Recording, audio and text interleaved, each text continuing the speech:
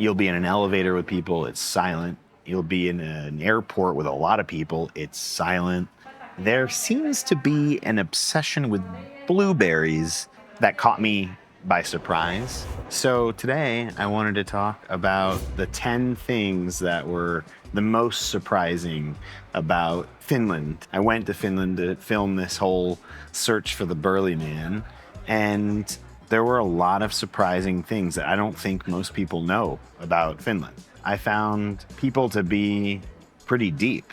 And not only just like the people, but men specifically. I think sometimes there are, just cultures where, for a variety of reasons, men haven't really been able to express themselves and express their emotions. And I found a lot of really affectionate, warm men, even with the burly man at the end, we embraced, I got a kiss on the cheek. I think there's like an initial impression you might get from Finns that they're not so affectionate because they don't like maybe immediately smile so much, but it's quite easy to break them down. I love breaking people down around the world, not breaking them down, but like you give me a challenge of like someone who's gonna show up with like a mean face, I bet you I can turn them to smile.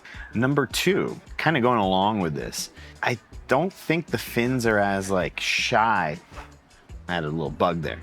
They're not as shy as they make themselves out to be. Like take for example, Aimo, this guy that I met in Lapland, he was constantly doing karaoke.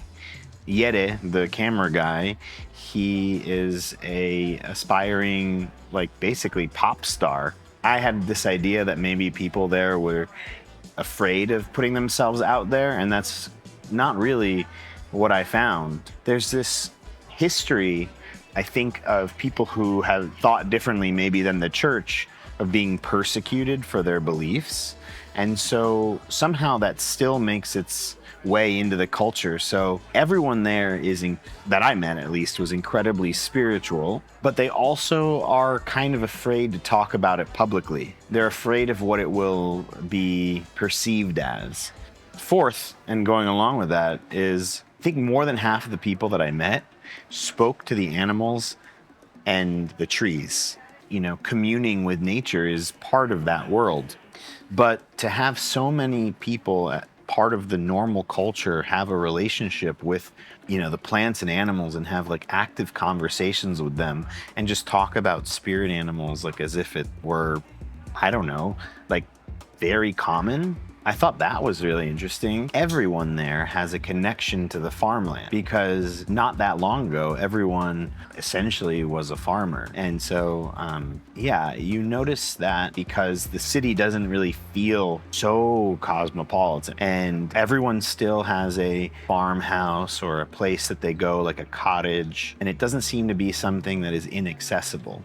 It's not like something that's reserved for the rich, which is pretty cool. Number 6 is that they have obligatory military service. Now, usually this is a 2-year commitment.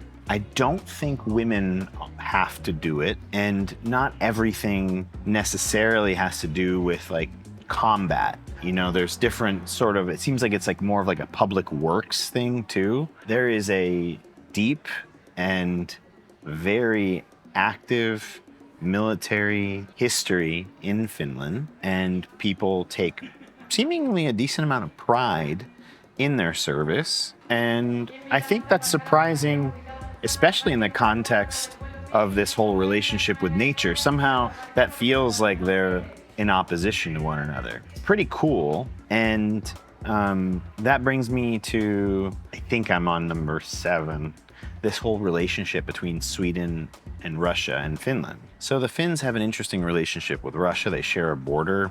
I think it was recently closed, actually, because of some of the political stuff that's happening over there. And with Sweden, because there also is a history of, let's call it occupation or colonialism there, there's kind of this looking up to Sweden in the one hand, because Swedes are a little bit more developed and I think a deeper connection to like the global economic system.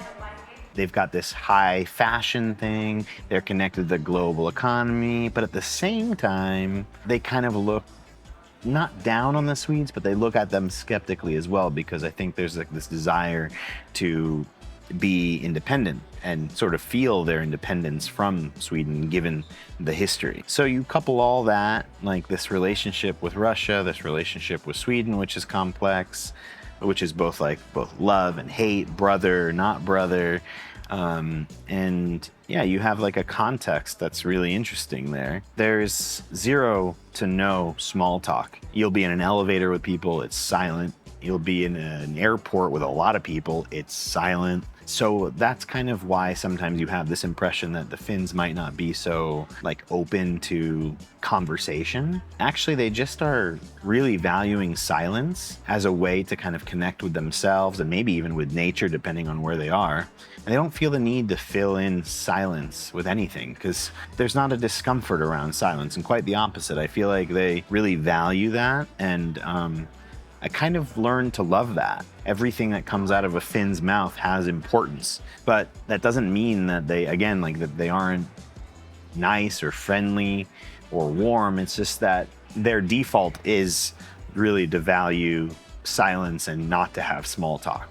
And lastly, there seems to be an obsession with blueberries that caught me by surprise. There were multiple times where we went to some place and one person would bring blueberries to another person. It was almost like used as a gift exchange. And on airplanes, you take like a local Finnair flight attendants come by and serve you a drink or something. You'll find three things: water, blueberry juice, and coffee. The Finns love their coffee. The Finns love their blueberries. And also they love their water because they're really proud of how clean their water is. You can drink the water anywhere you go and it tastes delicious, alive. But yeah, back to these blueberries. For some reason it caught me off guard. Maybe because I thought it would be so cold and nothing would grow there and whatnot. But surprisingly, the Finns have a blueberry obsession. You'll find blueberries everywhere in Finland because the Finns are obsessed with blueberries. I hope you enjoyed my unusual, interesting things about Finland. And if you did, and check out the episode on the Burly Man, thank you for watching and have a lovely day.